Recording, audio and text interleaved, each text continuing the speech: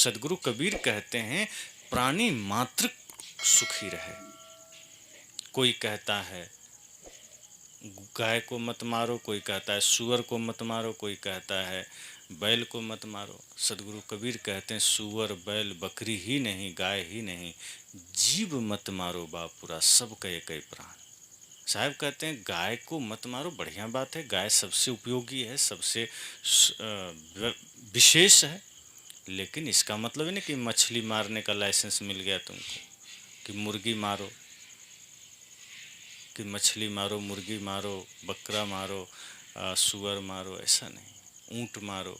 साहब कहते हैं गाय सबसे विशेष है, विशिष्ट है, उसकी तो पूजा करनी ही है, लेकिन बाकी प्राणी को भी हमें नहीं छेड़ना है, उसको भी जीने का हक है। कुछ लोग कुतर्क करते हैं कि बकरी को नहीं मारेंगे तो इतना बढ़ जाएगा कि पूरे धरती पर बकरी ही बकरी हो जाएगी।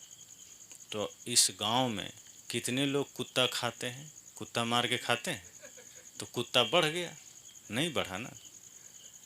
तो लोग कई जगह कुतर्क करते हैं। एक जगह कह रहा था कि अगर हम मछली नहीं मार के खाएंगे तो पानी में मछली ही मछली हो जाएगी, फिर पीने का पानी नहीं मिलेगा। तो ये सब कुतर्क है। सब जीव को जीने का हक है। प्रकृति ने जितना अन्न हमारे लिए दिया है और जितनी आबादी अभी धरती की है, एक राजीव दीक्षित जी जो हमारे बहुत बड़े रिसर्चर और बहुत बड़े शोधकर्ता हुए, उन्होंने कहा कि अभी जितनी आबादी भारत ही नहीं पूरी दुनिया की है, और जितनी ज़मीन और जितना अनाज मौजूद है, अगर इससे 7 गुना आबादी भी बढ़ जाए तो खाने में कमी नहीं आएगी, इतने प्रचुर मात्रा में मौजूद है।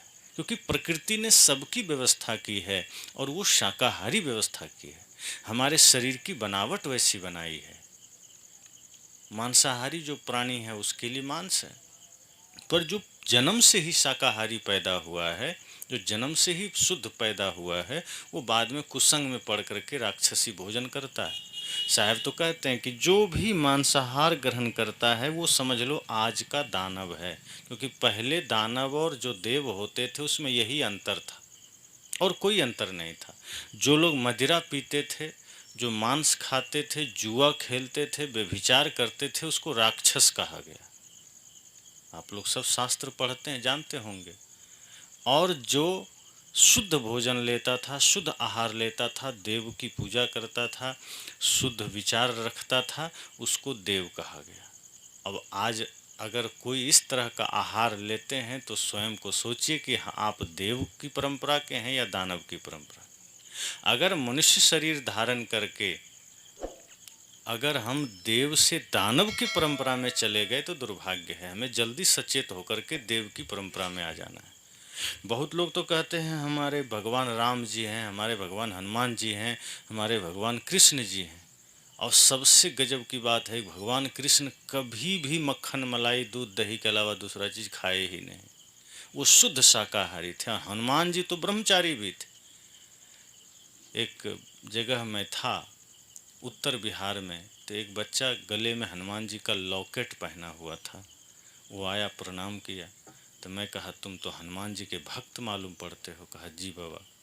तो मैं कहा हनुमान जी के बारे में जानते हो? कहा नहीं जानते। तो मैं कहा घर में मांस मछली खाया जाता है? कहा सब खाते हैं। तो मैं कहा फिर हनुमान जी का भक्त कैसे हो गया तुम? क्योंकि हनुमान जी तो नहीं खाते थे। वो तो नहीं खाते थे, ना खाने की शिक्षा दिए कहीं। वो तो बल्कि शुद्ध शाकाहारी बनने की प्रेरणा दिए, जीवों पर दया करने की प्रेरणा दिए। कहने हमारे घर में सब खाते हैं और हनुमान जी की पूजा भी करते हैं, हनुमान जी की उपासना भी करते हैं।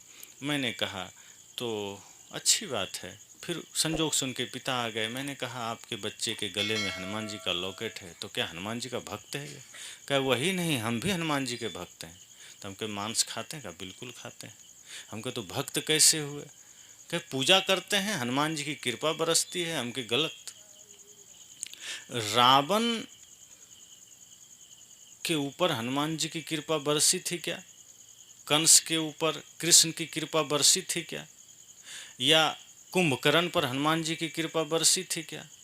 हाँ, हनुमान जी का गदा जरूर बरसा था, कृपा तो नहीं बरसी थी। मैंने उनसे कहा अगर आप ऐसे ही करते रहे तो एक दिन हो सकता है कि हनुमान जी का गदा जरूर पड़ जाएगा, आशीर्वाद तो नहीं पड़ेगा।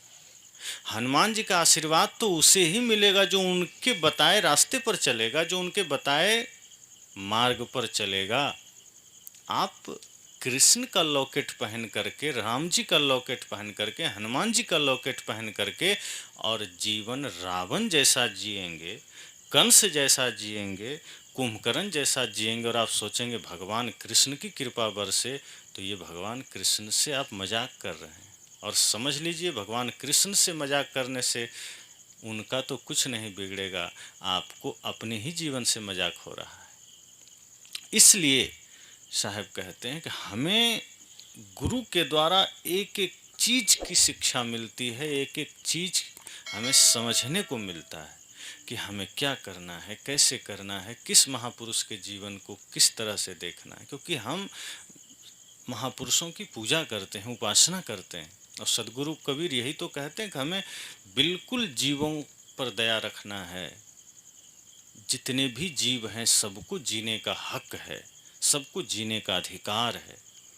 हम किसी को ये नहीं कह सकते कि उसको जीने का अधिकार नहीं। इस प्रकृति में जो भी है जीने का अधिकार है। हाँ, कोई राष्ट्र के साथ गड़बड़ कर रहा है, समाज के साथ गड़बड़ कर रहा है, कोई भारत की संस्कृति के साथ खिलवाड़ कर रहा है, तब तो कोई बात नहीं, उसको दंड दिया जाना चाहिए।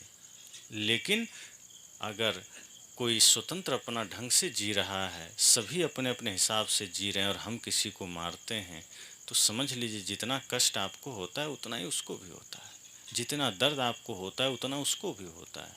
लेकिन इसी चीज़ को आदमी नहीं समझता है और पूजा के नाम पर कई बार पाखंड हो जाता है, पूजा के नाम पर कई बार जीव हत्याएँ हो जाती है, कई जगह माँ दुर्गा को बलि दी जाती है, और यह सबसे बड़ा पाप है। आप राजस्थान गुजरात चले जाएं तो ये परंपरा न के बराबर है, 1% भी नहीं है। चूँकि वहाँ के लोग शाकाहारी होते हैं, तो वहाँ की माँ दुर्गा भी शाकाहारी है, काली जी भी शाकाहारी है, और बाकी देवता तो हैं ही।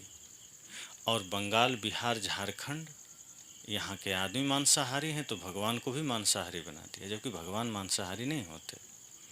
तो आदमी जैसा होता है भगवान को वैसा ही बना देता है, आदमी को जो पसंद होता है भगवान को वैसा है।